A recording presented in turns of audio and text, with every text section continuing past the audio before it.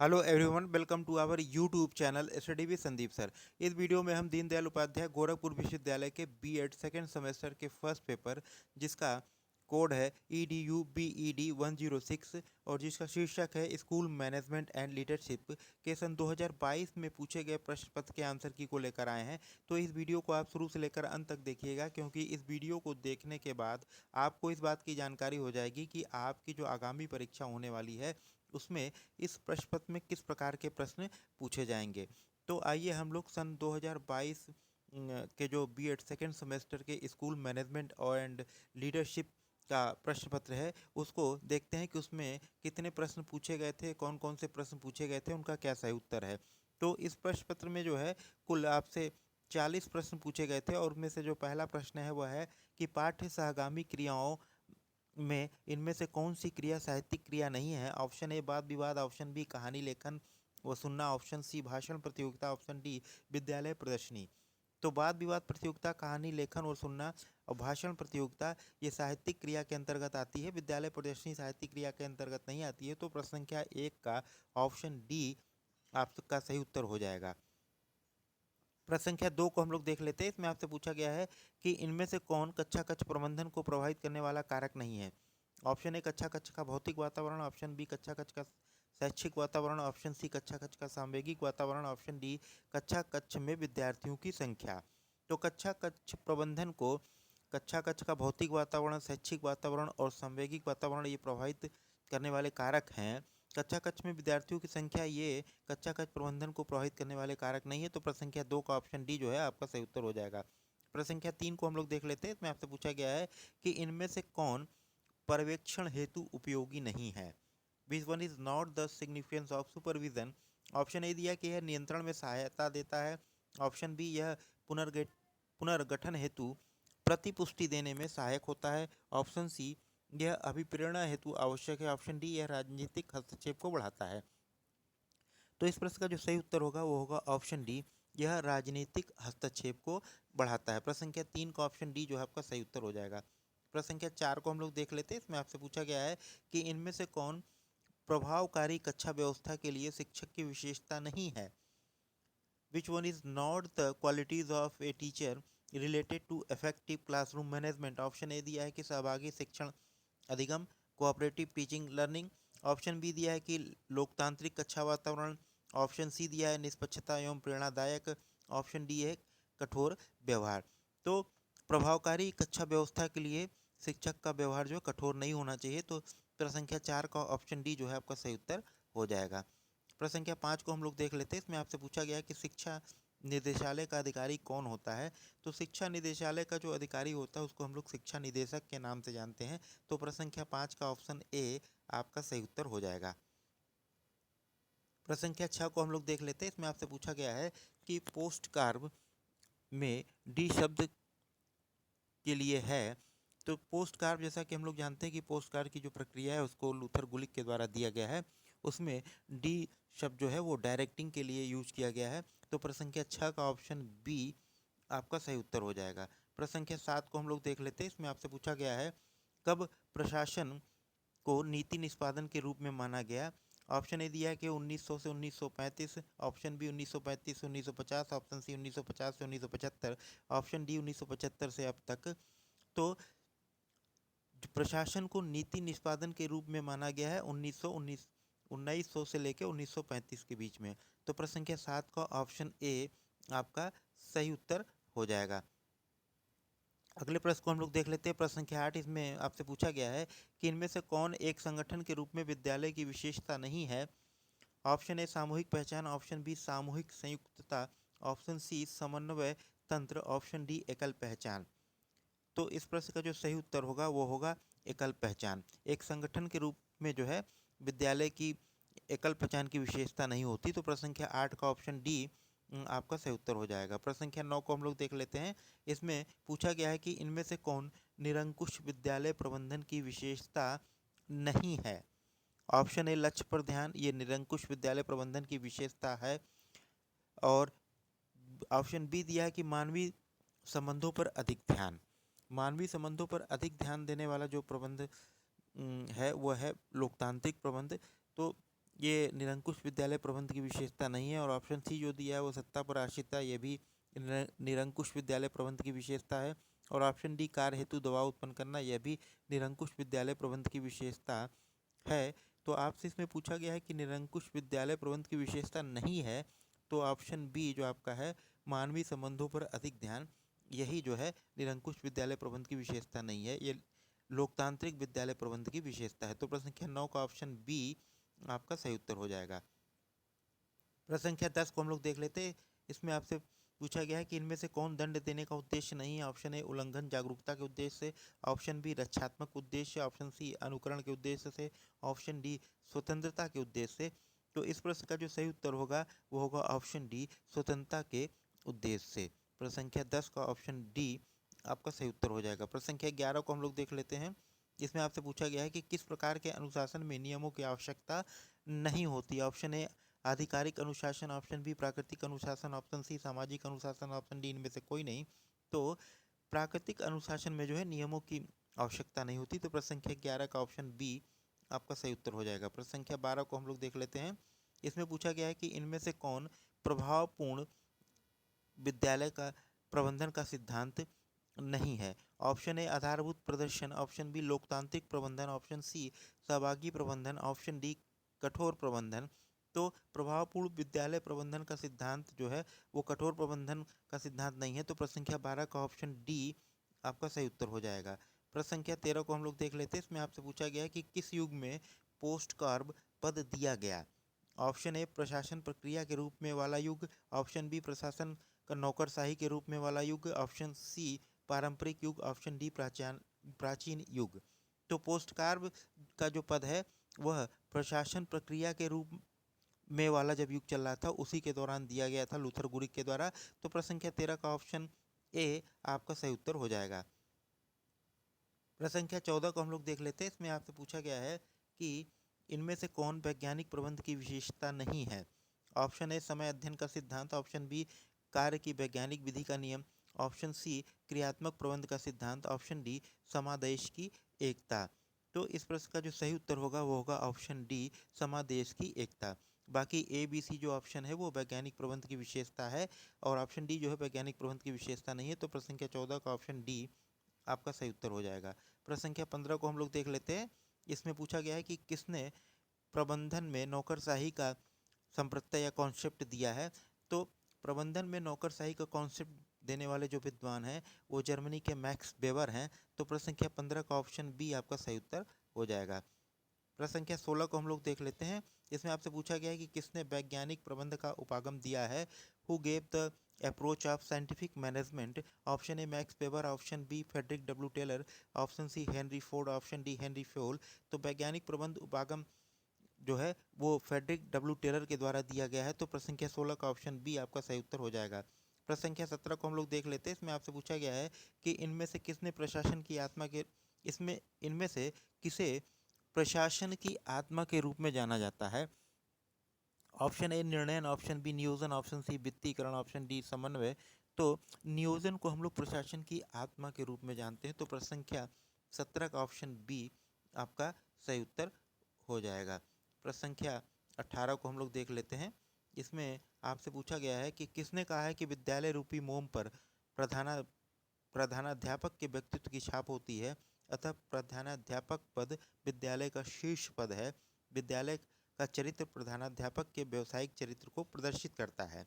Option A PC Wren, option B Ross L Finney, option C S N Mukherjee, option D General Grant. तो इस प्रश्न का जो सही उत्तर होगा वह होगा option C S N Mukherjee. यह कथन जो है प्रधानाध्यापक के बारे में जो कहा गया है वो एस एन मुखर्जी का है। प्रश्न संख्या 18 का ऑप्शन सी आपका सही उत्तर होगा। प्रश्न संख्या 19 को हम लोग देख लेते हैं। इसमें आपसे पूछा गया है कि शैक्षिक प्रशासन ऐसी दशाओं में जो विद्यार्थियों को प्रशिक्षण से सर्वाधिक लाभ उठाने योग्य बनाएगी, राज्य की पहुंच के अंदर आने वाले खर्च पर सही विद्यार्थी को सही अध्यापक से सही शिक्षा प्राप्त करने योग्य बनाना है। यह कथन किसका है। Option A Graham Balfour, option B Grayson Kefauver, option C Paul R Mort, option D Jesse B Sears. तो यह कथन जो है ग्राहम वाल्फोर का है। प्रश्न संख्या 19 का ऑप्शन ए आपका सही उत्तर हो गया। प्रश्न संख्या 20 को हम लोग देख लेते हैं। इसमें आपसे पूछा गया है कि विद्यालय प्रबंधन के बारे में क्या सही नहीं है। ऑप्शन ए, यह सर्वदा लक्ष्यपूर्ण होता है। ऑप्शन बी, यह सामाजिक प्रक्रिया है। ऑप्शन सी, यह एक व्यवसाय है। ऑप्शन डी, यह सर्वदा अपरिवर्तनीय है। तो विद्यालय प्रबंधन जो है सदैव लक्ष्यपूर्ण होता है, ये तो सही है। एक सामाजिक प्रक्रिया, यह भी सही है। यह एक व्यवसाय, यह भी सत्य है। यह सदा अपरिवर्तनीय है, यह गलत है। विद्यालय प्रबंधन सदा अपरिवर्तनीय नहीं होता, बल्कि उस समय के अनुसार उसमें परिवर्तन होते रहते हैं। तो प्रश्न संख्या 20 का ऑप्शन डी जो है आपका सही उत्तर हो जाएगा। प्रश्न संख्या 21 को हम लोग देख लेते हैं। इसमें आपसे पूछा गया है कि इनमें से कौन एक विद्यालय प्रबंधन का मुख्य तत्व नहीं है। ऑप्शन ए, नियोजन। ऑप्शन बी, व्यवस्था करना। ऑप्शन सी, शिक्षण करना। ऑप्शन डी, समन्वय करना। तो विद्यालय प्रबंधन का जो तत्व है, नियोजन, समन्वय, व्यवस्था, यानी प्लानिंग, ऑर्गेनाइजेशन, कोऑर्डिनेशन, ये सब क्या है? कोऑर्डिनेटिंग करना, ऑर्गेनाइजिंग करना, प्लानिंग करना, ये सब विद्यालय प्रबंधन के तत्व हैं। शिक्षण करना, टीचिंग, ये जो है विद्यालय प्रबंधन का मुख्य तत्व नहीं है। तो प्रश्न संख्या 21 का ऑप्शन सी आपका सही उत्तर हो जाएगा। प्रश्न संख्या 22 को हम लोग देख लेते हैं। इसमें आपसे पूछा गया है कि विद्यालय प्रशासन के लक्ष्य किस दिशा में पाए जाते हैं। ऑप्शन ए दिया है कि संस्था के लक्ष्यों की ओर। ऑप्शन बी, समाज के लक्ष्यों की ओर। ऑप्शन सी, व्यक्ति के लक्ष्यों की ओर। ऑप्शन डी, उपरोक्त में से कोई नहीं। तो विद्यालय प्रशासन के लक्ष्य जो है संस्था के लक्ष्य की ओर पाए जाते हैं। तो प्रश्न संख्या 22 का ऑप्शन ए आपका सही उत्तर हो जाएगा। प्रश्न संख्या 23 को हम लोग देख लेते हैं। इसमें आपसे पूछा गया है कि इनमें से कौन शैक्षिक प्रशासन का विषय क्षेत्र नहीं है। ऑप्शन ए, उत्पादन। ऑप्शन बी, जन प्रयोग का आश्वासन। ऑप्शन सी, वित्त एवं लेखाकार। ऑप्शन डी, सामाजिक रुचि। तो शैक्षिक प्रशासन का जो विषय क्षेत्र है वो सामाजिक रुचि नहीं है। तो प्रश्न संख्या 23 का ऑप्शन डी आपका सही उत्तर हो जाएगा। प्रश्न संख्या 24 को हम लोग देख लेते हैं। इसमें आपसे पूछा गया है कि इनमें से कौन लोकतांत्रिक विद्यालय प्रबंधन के दृष्टिकोण के विषय में सही नहीं है। ऑप्शन ए, यह लोकतांत्रिक होता है। ऑप्शन बी, अधिकार सभी कार्मिकों के मध्य वितरित होते हैं। ऑप्शन सी, सामूहिक उत्तरदायित्व आवश्यक नहीं है। और ऑप्शन डी, हितकारी समूह का सहयोग आवश्यक है। तो लोकतांत्रिक विद्यालय प्रबंधन में जो है सारा सिस्टम जो है उसका दृष्टिकोण लोकतांत्रिक होता है। सभी जो कर्मचारी होते हैं, कार्मिक होते हैं, उनके मध्य अधिकारों जो है वो डिस्ट्रीब्यूट किए जाते हैं और हितकारी समूह का सहयोग उसमें लिया जाता है। सामूहिक उत्तरदायित्व आवश्यक नहीं है, यही गलत है। सामूहिक उत्तरदायित्व जो है आवश्यक होता है लोकतांत्रिक विद्यालय प्रबंधन में। तो आपसे पूछा गया कि कौन सा सही नहीं है, तो 24 का ऑप्शन सी जो है वही आपका सही उत्तर हो जाएगा। प्रश्न संख्या 25 को हम लोग देख लेते हैं। इसमें आपसे पूछा गया है कि इनमें से कौन कक्षा कक्ष का बहुत अधिक वांछनीय फर्नीचर नहीं है। Option A, black board. Option B, शिक्षक मेज व कुर्सी। ऑप्शन सी, विद्यार्थी मेज व कुर्सी। ऑप्शन डी, अलमारी। तो ब्लैक बोर्ड जो है कक्षा कक्ष का वांछनीय फर्नीचर है। शिक्षक मेज व कुर्सी वह भी है, और विद्यार्थी मेज व कुर्सी वह भी वांछनीय फर्नीचर है। अलमारी जो है वह बहुत वांछनीय फर्नीचर नहीं है। तो प्रश्न संख्या 25 का ऑप्शन डी आपका सही उत्तर हो जाएगा। प्रश्न संख्या 26 को हम लोग देख लेते हैं। इसमें आपसे पूछा गया है इनमें से कौन प्रशासन प्रक्रिया का जो है प्रथम चरण है। प्रशासन प्रक्रिया का जो प्रथम चरण इसमें आपसे पूछा गया है, तो ऑप्शन ए दिया है कि नियोजन। ऑप्शन बी, उद्देशीकरण। ऑप्शन सी, व्यवस्थापन। ऑप्शन डी, परिचालन। तो प्रशासन की प्रक्रिया का जो प्रथम चरण है वो होता है नियोजन। तो प्रश्न संख्या 26 का ऑप्शन ए आपका सही उत्तर हो जाएगा। प्रश्न संख्या 27 को हम लोग देख लेते हैं। इसमें पूछा गया है कि इनमें से कौन नौकरशाही की विशेषता नहीं है। ऑप्शन ए, सत्ता का क्रम। ऑप्शन बी, अवैयक्तिकता। ऑप्शन सी, नियमों की व्यवस्था। और ऑप्शन डी, कार्य दर का सिद्धांत। तो इस प्रश्न का जो सही उत्तर होगा वो होगा ऑप्शन बी। प्रश्न संख्या 27 का ऑप्शन बी आपका सही उत्तर हो जाएगा। प्रश्न संख्या 28 को हम लोग देख लेते हैं। इसमें आपसे पूछा गया है कि इनमें से कौन शैक्षिक नियोजन की आवश्यकता नहीं है। ऑप्शन ए, उद्यमिता की सफलता को सुनिश्चित करने के लिए। ऑप्शन बी, समय, प्रयास और धन की बचत करने के लिए। ऑप्शन सी, आने वाली समस्याओं का समाधान करने के लिए। और ऑप्शन डी, समय लक्ष्यों को प्राप्त करने हेतु। तो शैक्षिक नियोजन की आवश्यकता उद्यमिता की सफलता को सुनिश्चित करने के लिए भी होती है, समय, प्रयास और धन की बचत करने के लिए भी होती है, और आने वाले समस्याओं के समाधान के लिए भी होती है। तो इस प्रश्न का जो सही उत्तर हो जाएगा वो हो जाएगा ऑप्शन डी, समय लक्ष्यों को प्राप्त करने हेतु। प्रश्न संख्या 28 का ऑप्शन डी आपका सही उत्तर हो जाएगा। प्रश्न संख्या 29 को हम लोग देख लेते हैं। इसमें आपसे पूछा गया कि भारत में कब योजना आयोग का गठन हुआ था। तो भारत में योजना आयोग का गठन 15 मार्च 1950 को हुआ था। 15 मार्च 1950 को। प्रश्न संख्या 29 का ऑप्शन बी आपका सही उत्तर हो जाएगा। प्रश्न संख्या 30 को हम लोग देख लेते हैं। इसमें आपसे पूछा गया है कि इनमें से कौन व्यक्ति प्रधान व्यवहार आयाम की विशेषता नहीं है। ऑप्शन ए सहकर्मियों का ध्यान, ऑप्शन बी स्वतंत्रता के प्रति सहनशीलता, ऑप्शन सी मांगों के साथ समझौता और ऑप्शन डी अपने विचारों के लिए दृढ़ता। तो इसमें पूछा गया कि व्यक्ति प्रधान व्यवहार आयाम की विशेषता नहीं है, तो वह है अपने विचारों के लिए दृढ़ता। प्रश्न संख्या 30 का ऑप्शन डी आपका सही उत्तर हो जाएगा। प्रश्न संख्या 31 को हम लोग देख लेते हैं। इसमें आपसे पूछा गया है किसने नेतृत्व के एक्स और वाई सिद्धांत को दिया है। ऑप्शन ए दिया है कि Douglas McGregor, option B George R Terry, option C Robert Tannenbaum, option D Fred Edward Fiedler. तो इस प्रश्न का जो सही उत्तर होगा वो होगा डगलस मैकग्रेगर। प्रश्न संख्या 31 का ऑप्शन ए आपका सही उत्तर हो जाएगा। प्रश्न संख्या 32 को हम लोग देख लेते हैं। इसमें आपसे पूछा गया है कि इनमें से कौन विद्यालयों में अनुशासनहीनता का कारण नहीं है। ऑप्शन ए उद्देश्यहीन शिक्षा प्रणाली, ये अनुशासनहीनता का कारण है। ऑप्शन बी प्रशासनिक शिथिलता, यह भी जो है अनुशासनहीनता का कारण है कि जब प्रशासन शिथिल होगा तो अनुशासनहीनता छात्रों में बढ़ेगी ही। और अव्यवस्थित शिक्षण विधियां, यह भी अनुशासनहीनता का कारण है। विद्यार्थी क्रियाशीलता, यह अनुशासनहीनता का कारण नहीं है। तो प्रश्न संख्या 32 का ऑप्शन सी आपका जो है सही उत्तर हो जाएगा। प्रश्न संख्या 33 को हम लोग देख लेते हैं। इसमें आपसे पूछा गया है कि इनमें से कौन जिला स्तर पर प्राथमिक शिक्षा की निगरानी हेतु सीधे उत्तरदायी है। प्रश्न संख्या 33 का ऑप्शन ए दिया है कि NCERT, ऑप्शन बी दिया है कि SCERT, ऑप्शन सी दिया है SIET और ऑप्शन डी दिया है DIET, यानी कि डायट। प्रश्न संख्या 33 का जो सही उत्तर होगा वो होगा ऑप्शन डी डायट। जिला स्तर पर प्राथमिक शिक्षा की निगरानी हेतु सीधे रूप से जो है डायट उत्तरदायी होता है। तो प्रश्न संख्या 33 का ऑप्शन डी आपका सही उत्तर हो जाएगा। प्रश्न संख्या 34 को हम लोग देख लेते हैं। इसमें आपसे पूछा गया है कि इनमें से कौन विद्यालय भौतिक संरचना का भाग नहीं है। ऑप्शन ए विद्यालय भवन और प्रयोगशाला, ये भौतिक संरचना का एक भाग है। विद्यालय मैदान और पुस्तकालय, यह भी भौतिक संरचना का भाग है विद्यालय के। और ऑप्शन सी दिया है कि हॉस्टल और शिक्षण अधिगम सामग्री, यह भी जो है विद्यालय की भौतिक संरचना का भाग है। और ऑप्शन डी दिया है कि पुस्तकालयाध्यक्ष एवं क्लर्क, ये जो है भौतिक संरचना का भाग नहीं है विद्यालय की, मानवीय संरचना के अंतर्गत आते हैं, यानी मानवीय संसाधन के अंतर्गत आते हैं। तो प्रश्न संख्या 34 का ऑप्शन डी आपका सही उत्तर हो जाएगा। प्रश्न संख्या 35 को हम लोग देख लेते हैं। इसमें आपसे पूछा गया है कि इनमें से कौन एक विद्यालय के संपूर्ण शैक्षिक कार्यक्रम का दर्पण कहा जा सकता है। ऑप्शन ए समय सारणी या टाइम टेबल, ऑप्शन बी विद्यार्थी उपस्थिति, ऑप्शन सी शिक्षक का शिक्षण, ऑप्शन डी पाठ्य सहगामी क्रियाकलाप। तो प्रश्न संख्या 35 में आपसे पूछा गया कि विद्यालय के संपूर्ण शैक्षिक कार्यक्रम का दर्पण कहा जाता है, तो वो होगा समय सारणी। समय सारणी को हम लोग विद्यालय के संपूर्ण शैक्षिक कार्यक्रम का दर्पण कहते हैं। प्रश्न संख्या 35 का ऑप्शन ए आपका सही उत्तर हो जाएगा। प्रश्न संख्या 36 को हम लोग देख लेते हैं। इसमें आपसे पूछा गया है कि किस युग में कर्मचारियों की मनोवैज्ञानिक आवश्यकताओं को भी महत्व दिया जाने लगा। ऑप्शन ए दिया है कि प्रबंधन का संक्रमण काल, ऑप्शन बी प्रबंधन का प्राचीन काल, ऑप्शन सी प्रबंधन का पारंपरिक काल, ऑप्शन डी इनमें से कोई नहीं। तो प्रबंधन का जो संक्रमण काल था उसमें कर्मचारियों की मनोवैज्ञानिक आवश्यकताओं को भी महत्व दिया जाने लगा। तो प्रश्न संख्या 36 का ऑप्शन ए आपका सही उत्तर हो जाएगा।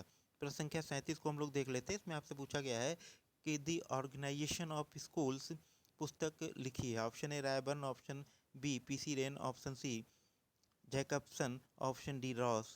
तो द ऑर्गेनाइजेशन ऑफ स्कूल्स पुस्तक रॉस के द्वारा लिखी गई है। तो प्रश्न संख्या 37 का ऑप्शन डी आपका सही उत्तर हो जाएगा। प्रश्न संख्या 38 को हम लोग देख लेते हैं। इसमें आपसे पूछा गया है कि इनमें से क्या एक प्रधान अध्यापक के लिए आवश्यक नहीं है।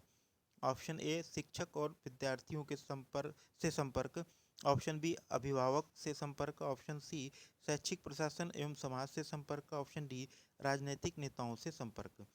तो प्रश्न संख्या 38 में आपसे पूछा गया कि क्या प्रधान अध्यापक के लिए आवश्यक नहीं है। तो प्रश्न का ऑप्शन डी राजनीतिक नेताओं से संपर्क, यही प्रधान अध्यापक के लिए आवश्यक नहीं है। बाकी जो ऑप्शन आपके ABC दिए हैं वो एक प्रधान अध्यापक के लिए आवश्यक है। तो प्रश्न संख्या 38 का ऑप्शन डी जो है आपका सही उत्तर हो जाएगा। प्रश्न संख्या 39 को हम लोग देख लेते हैं 39। इसमें आपसे पूछा गया है कि इनमें से कौन एक प्रधानाचार्य के नेतृत्व के समान गुणों में आता है। ऑप्शन ए है अच्छा चरित्र, ऑप्शन बी दृढ़ इच्छा संकल्प शक्ति, ऑप्शन सी कंप्यूटर का ज्ञान, ऑप्शन डी विषय संबंधी ज्ञान। तो प्रधानाचार्य के नेतृत्व के समान गुणों में उसका अच्छा कैरेक्टर, गुड कैरेक्टर आता है। तो प्रश्न संख्या 39 का ऑप्शन ए आपका सही उत्तर हो जाएगा। प्रश्न संख्या 40 जो कि इस प्रश्न पत्र का अंतिम प्रश्न है, उसमें आपसे पूछा गया है कि इनमें से कौन शिक्षण व्यवसाय की विशेषता नहीं हो सकती। ऑप्शन ए विशिष्ट ज्ञान और तकनीकों का होना, ये शिक्षण व्यवसाय की विशेषता है। ऑप्शन बी दिया है कि विशिष्ट प्रशिक्षण एवं अनुभव का होना, यह भी जो है शिक्षण व्यवसाय की विशेषता है। ऑप्शन सी दिया है कि व्यवहार नियंत्रण हेतु आचार संहिता, ये भी जो है शिक्षण व्यवसाय की विशेषता है। सेवा से अधिक स्वयं को प्राथमिकता देना, यह जो है शिक्षण व्यवसाय की विशेषता नहीं है कि आप सेवा से अधिक अपने आप को प्राथमिकता दें। तो प्रश्न संख्या 40 का ऑप्शन डी जो है आपका सही उत्तर हो जाएगा। तो इस प्रकार जो है इस प्रश्न पत्र में कुल जो 40 प्रश्न पूछे गए थे, उन सभी प्रश्नों के उत्तर आपको जो है प्राप्त हो गए हैं। तो यदि यह वीडियो आपको अच्छा लगे तो इसको लाइक कीजिएगा, इसको शेयर कीजिएगा, और यदि आप हमारे चैनल पर नए हैं तो चैनल को सब्सक्राइब करना मत भूलिएगा। धन्यवाद।